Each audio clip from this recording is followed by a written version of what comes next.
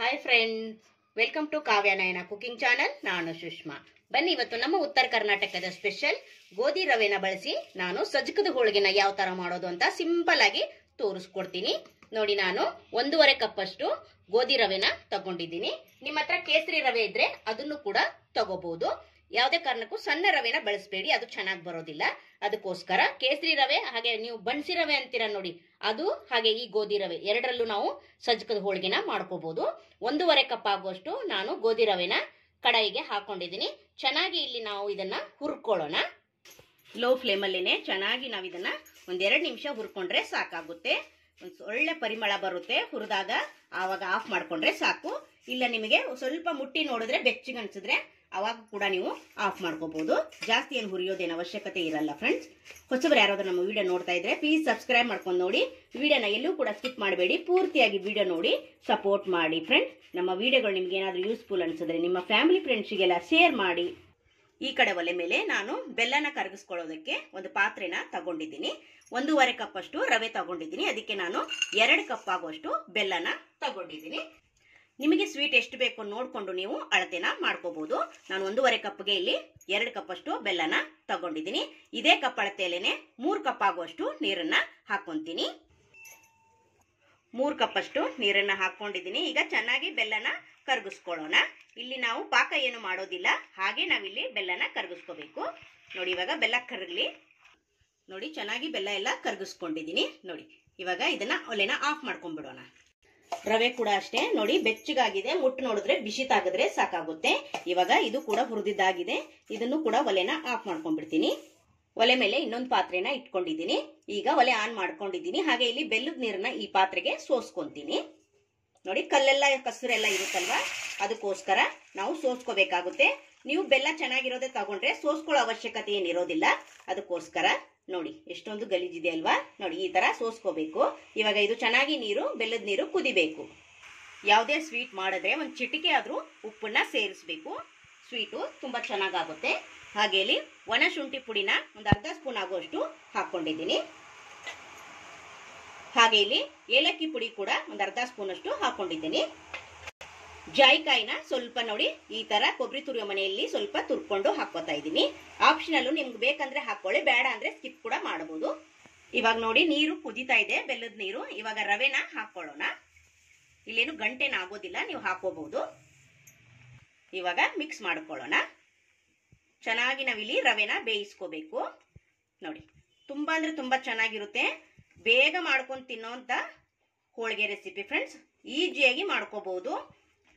ಒಂದು ಅರ್ಧ ಗಂಟೆ ಟೈಮ್ ಕೊಟ್ರೆ ನಾವು ಈ ಸಜ್ಜಕದ ಹೋಳಿಗೆನ ಮಾಡ್ಕೋಬಹುದು. ತುಂಬಾ ಸುಲಭವಾಗಿ ಮಾಡ್ಕೋಬಹುದು ಫ್ರೆಂಡ್ಸ್. ಮೊದಲೇ ನಾನು ಗೋಧಿ ಹಿಟ್ಟನ್ನ ನಾದಿ ಇಟ್ಕೊಂಡಿದ್ದೀನಿ. ಒಂದು ಚಿಟಿಕೆ ಉಪ್ಪು ಹಾಗೆ ಸ್ವಲ್ಪ ನೀರನ್ನ ಹಾಕಿ ಚಪಾತಿಗಿಂತ ಸ್ವಲ್ಪ ಗಟ್ಟಿಯಾಗಿ ನಾನು ನಾದಿ ಇಟ್ಕೊಂಡಿದ್ದೀನಿ. ಒಂದು 10 ನಿಮಿಷ ನಾದಿ ಇಟ್ರೆ ಸಾಕು, ಚೆನ್ನಾಗಿ ನೆಂದ್ಕೊಳ್ಳುತ್ತೆ. ಅದಕ್ಕೋಸ್ಕರ ನಾನು ಮುಂಚೆನೆ ವಿಡಿಯೋದಲ್ಲಿ ನಿಮಗೆ ತೋರಿಸಿಲ್ಲ. ಗೋಧಿ ಹಿಟ್ಟನ್ನ ನಾದಿ ಇಟ್ಕೊಂಡಿದ್ದೀನಿ. ನೀವು ಗೋಧಿ ಹಿಟ್ಟು ಕೂಡ ಬಳಸಬಹುದು, ಹಾಗೆ ಮೈದಾ ಹಿಟ್ಟಲ್ಲೂ ಕೂಡ ನೀವು ಮಾಡ್ಕೋಬಹುದು. ಇವಾಗ ನೋಡಿ, ಲೋ ಫ್ಲೇಮಲ್ಲೇನೆ ಚೆನ್ನಾಗಿ ಈ ರವೆನ ನಾವು ಬೇಯಿಸ್ಕೋಬೇಕು. ನೋಡಿ, ಸೌಂಡ್ ಕೇಳಿಸ್ಕೊತಾ ಇದ್ದೀರಾ? ರಟ ರಟ ರಟ ಅಂತ ಕುದ್ರೇನೆ ನಮ್ಗಿಲ್ಲಿ ಚೆನ್ನಾಗಿ ರವೆ ಬೆಂದಿರುತ್ತೆ. ನೋಡಿ, ಈ ತರ ಕುದಿಸ್ಕೋಬೇಕು ನಾವು. ಇವಾಗ ಚೆನ್ನಾಗಿ ಮಿಕ್ಸ್ ಮಾಡ್ಕೊಳ್ಳೋಣ. ನೋಡಿ, ಆಲ್ಮೋಸ್ಟ್ ನೀರೆಲ್ಲ ಕಡಿಮೆ ಆಗಿ ನೋಡಿ ಗಟ್ಟಿ ಆಗ್ತಾ ಇದೆ ಅಲ್ವಾ. ಇನ್ನು ಒಲೆನ ಆಫ್ ಮಾಡಿಕೊಂಡು ಮುಚ್ಚಿಬಿಟ್ರೆ ಹಬೇಲೇನೆ ಚೆನ್ನಾಗಿ ನಮ್ಗೆ ಈ ರವೆ ಅರಳುತ್ತೆ. ಹಾಗೆ ಇಲ್ಲಿ ಒಣ ಕೊಬ್ಬರಿನ ಒಂದು 1/4 ಕಪ್ ಆಗೋಷ್ಟು ಹಾಕೋತಾ ಇದ್ದೀನಿ. ಬೇಕಂದ್ರೆ ಹಾಕೊಳ್ಳಿ, ಬೇಡ ಅಂದ್ರೆ ಸ್ಕಿಪ್ ಕೂಡ ಮಾಡ್ಬೋದು. ಹಸಿ ಕೊಬ್ಬರಿ ಹಾಕಿದ್ರೆ ಜಾಸ್ತಿ ದಿನ ಇಡಕ್ಕಾಗೋದಿಲ್ಲ. ಅದಕ್ಕೋಸ್ಕರ ಒಣ ಕೊಬ್ಬರಿನ ನಾನು ತುರಿದ್ಬಿಟ್ಟು ಹಾಕೊಂಡಿದ್ದೀನಿ.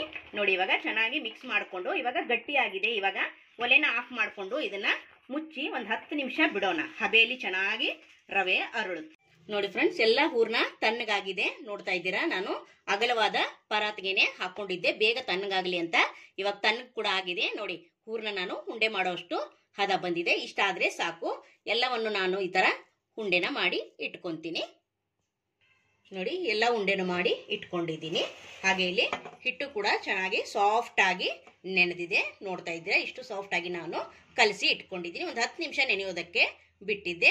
ನೀವು ಇಲ್ಲಿ ಮೈದಾ ಹಿಟ್ಟು ಕೂಡ ತಗೋಬಹುದು, ಇಲ್ಲ ಗೋಧಿ ಹಿಟ್ಟಾದ್ರೂ ತಗೋಬಹುದು. ಇವಾಗ ಇದನ್ನ ಒಬ್ಬಟ್ಟು ಮಾಡ್ಕೊಳ್ಳೋಣ. ನೋಡಿ, ಇವಾಗ ಈ ಸೈಜಲ್ಲಿ ನಾನು ಉಳ್ಳಿನ ತಗೊಂಡಿದ್ದೀನಿ. ಸ್ವಲ್ಪ ಹಿಟ್ಟು ಹಾಕೊಂಡು ಲಟ್ಟಿಸ್ಕೊಳ್ಳೋಣ. ನಾನು ಕಲ್ ಮೇಲೆನೆ ಲಟ್ಟಿಸ್ಕೊತಾ ಇದ್ದೀನಿ. ನೋಡಿ, ಸ್ವಲ್ಪ ಅಗಲ ಮಾಡ್ಕೊಳ್ಳೋಣ. ನೋಡಿ ಒಂದಿಷ್ಟು ಅಗಲ ನಾನು ಲಟ್ಟಿಸ್ಕೊಂಡಿದ್ದೀನಿ. ಇವಾಗ ಹೂರ್ಣನ ಇದ್ರೊಳಗಡೆ ಇಟ್ಕೊಂಡು ಇದನ್ನ ಫಿಲ್ ಮಾಡೋಣ. ನೋಡಿ ಈ ಥರ ನೀವು ಹೋಳಿಗೆ ಯಾವ ಥರ ಮಾಡ್ತಿರಲ್ಲ ಅದೇ ಥರನೇ ಮಾಡ್ಕೊಳ್ಳಿ. ಎಕ್ಸ್ಟ್ರಾ ಇದ್ರೆ ತೆಗೀರಿ, ಇಲ್ಲ ಅಂದರೆ ಹಾಗೆ ಕೂಡ ಮಾಡ್ಕೋಬಹುದು. ನೋಡಿ ಈ ಥರ ಮಾಡಿಬಿಟ್ಟು ಇಲ್ಲೇ ಫೋಲ್ಡ್ ಮಾಡೋಣ.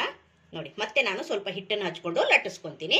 ಚಿಕ್ಕದಾದ್ರೂ ಲಟ್ಟಿಸ್ಕೋಬಹುದು, ಇಲ್ಲ ದೊಡ್ಡ ಸೈಜ್ ಅಲ್ಲಾದ್ರೂ ಲಟ್ಟಿಸ್ಕೋಬಹುದು. ಆದಷ್ಟು ಚಿಕ್ಕ ಸೈಜಲ್ಲೇನೆ ಲಟ್ಟಿಸ್ಕೊಳ್ಳಿ, ತುಂಬ ಚೆನ್ನಾಗಿರುತ್ತೆ ತಿನ್ನೋದಕ್ಕೆ. ನೋಡಿ ಸ್ವಲ್ಪ ಹಿಟ್ಟನ್ನು ಉದುರಿಸ್ಕೊಂಡು ಇವಾಗ ಲಟ್ಟಿಸ್ಕೊಳ್ಳೋಣ.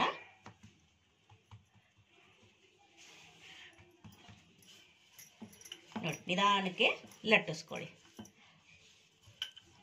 ಸ್ವಲ್ಪ ಚಿಕ್ಕ ಚಿಕ್ಕದಲ್ಲಿ ಮಾಡ್ಕೊಳ್ಳಿ, ತುಂಬ ಚೆನ್ನಾಗಿರುತ್ತೆ ತಿನ್ನೋದಕ್ಕೆ. ನೋಡಿ ಈ ಥರ ತುಂಬ ಸಿಂಪಲ್ ಫ್ರೆಂಡ್ಸ್, ಯಾರು ಬೇಕಾದರೂ ಮಾಡ್ಕೋಬಹುದು. ಒಂದು ಅರ್ಧ ಗಂಟೆ ಟೈಮ್ ಇದ್ರೆ ನಾವು ಈ ಹೋಳಿಗೆನ ಮಾಡ್ಕೋಬಹುದು. ನೋಡಿದ್ರ ಇಷ್ಟು ಮಾಡ್ಕೊಂಡಿದ್ದೀನಿ ನಾನು. ಇವಾಗ ಬೇಯಿಸ್ಕೊಳ್ಳೋಣ ಬನ್ನಿ. ತವ ಕೂಡ ಬಿಸಿಯಾಗಿದೆ, ಸ್ವಲ್ಪ ಎಣ್ಣೆನ ಹಚ್ಕೊಳ್ಳೋಣ. ನೀವು ಬೇಕಂದ್ರೆ ತುಪ್ಪ ಕೂಡ ಹಚ್ಕೋಬಹುದು, ಅದು ಕೂಡ ಚೆನ್ನಾಗಿರುತ್ತೆ. ಇವಾಗ ನೋಡಿ ಹಾಕೊಳ್ಳೋಣ. ಮತ್ತೆ ಮೇಲೆ ಸ್ವಲ್ಪ ಎಣ್ಣೆನ ಹಚ್ಕೊಳ್ಳೋಣ. ಲೋ ಫ್ಲೇಮಲ್ಲೇ ಚೆನ್ನಾಗಿ ಎರಡೂ ಬದಿ ಬೇಯಿಸ್ಕೊಳ್ಳಿ. ನೋಡಿ ಫ್ರೆಂಡ್ಸ್, ಇವಾಗ ಒಂದು ಕಡೆ ಆಗಿದೆ, ಇವಾಗ ಇನ್ನೊಂದು ಕಡೆ ತಿರುವಿ ಹಾಕೊಳ್ಳೋಣ. ನೋಡ್ತಾ ಇದ್ದೀರಾ ಎಷ್ಟು ಚೆನ್ನಾಗಿ ಉಬ್ಬಿ ಬರ್ತಾ ಇದೆ ಅಂತ. ನೋಡಿ ತುಂಬ ಸಾಫ್ಟ್ ಆಗಿ ಮಾಡ್ಕೋಬಹುದು ಫ್ರೆಂಡ್ಸ್. ನೋಡಿ ಸಖತ್ತಾಗಿರುತ್ತೆ, ಟೇಸ್ಟ್ ಮಾತ್ರ ಅಲ್ಟಿಮೇಟ್. ನೀವು ಯಾವಾಗಲೂ ಆದರೂ ಮಾಡ್ಕೋಬಹುದು. ಪ್ರವಾಸಕ್ಕೆ ಹೋಗ್ತಾ ಇದ್ದೀನಿ ಅನ್ನೋವಾಗ ಕೂಡ ನೀವು ಮಾಡ್ಕೋಬಹುದು, ತುಂಬ ಚೆನ್ನಾಗಿರುತ್ತೆ. ಈಸಿಯಾಗಿ ಕೂಡ ಮಾಡ್ಕೋಬಹುದು. ನೋಡಿ ಎಷ್ಟು ಚೆನ್ನಾಗಿ ಉಬ್ಬಿ ಬರ್ತಾ ಇದೆ ಅಲ್ವಾ. ನೋಡಿ ಸೂಪರ್.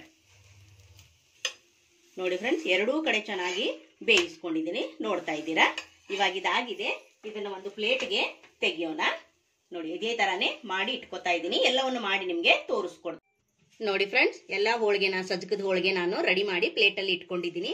ಎಷ್ಟು ಚೆನ್ನಾಗಿ ಬಂದಿದೆ ಅಂದ್ರೆ ಒಂದೊಂದು ಹೋಳಿಗೆ ಕೂಡ ಸಾಫ್ಟ್ ಆಗಿ ಮೃದುವಾಗಿ ಬಂದಿದೆ ಫ್ರೆಂಡ್ಸ್. ನೋಡ್ತಾ ಇದ್ದೀರಾ ನೋಡಿ ಎಷ್ಟು ಮೃದುವಾಗಿ ಬಂದಿದೆ ಅಂತ. ತುಂಬಾ ಈಸಿಯಾಗಿ ಮಾಡ್ಕೋಬಹುದು. ಯಾರು ಬೇಕಾದ್ರೂ ಒಂದು ಅರ್ಧ ಗಂಟೆ ಟೈಮ್ ಕೊಟ್ರೆ ನಾವು ಈ ಸಜ್ಜಕದ ಹೋಳಿಗೆನ ಮಾಡ್ಕೋಬಹುದು. ತುಪ್ಪದಲ್ಲಿ ತಿಂತಾ ಇದ್ರೆ ಅದ್ರ ಮಜಾನೇ ಬೇರೆ. ತುಂಬಾ ಅಂದ್ರೆ ತುಂಬಾ ಚೆನ್ನಾಗಿದೆ. ಈ ವಿಡಿಯೋ ನಿಮಗೆ ಇಷ್ಟ ಆಗಿದೆ ಅಂತ ಭಾವಿಸ್ತೀನಿ ಫ್ರೆಂಡ್ಸ್. ಈ ವಿಡಿಯೋ ನಿಮಗೆ ಇಷ್ಟವಾದ್ರೆ ಪ್ಲೀಸ್ ಲೈಕ್ ಮಾಡಿ, ಶೇರ್ ಮಾಡಿ, ಕಮೆಂಟ್ ಮಾಡಿ, ಸಬ್ಸ್ಕ್ರೈಬ್ ಮಾಡ್ಕೊಳ್ಳಿ. ನಮ್ಮ ವಿಡಿಯೋ ನೋಡಿದ್ದಕ್ಕಾಗಿ ನಿಮ್ಮೆಲ್ಲರಿಗೂ ಧನ್ಯವಾದಗಳು. Thank you for watching. ನಮಸ್ಕಾರ ಫ್ರೆಂಡ್ಸ್.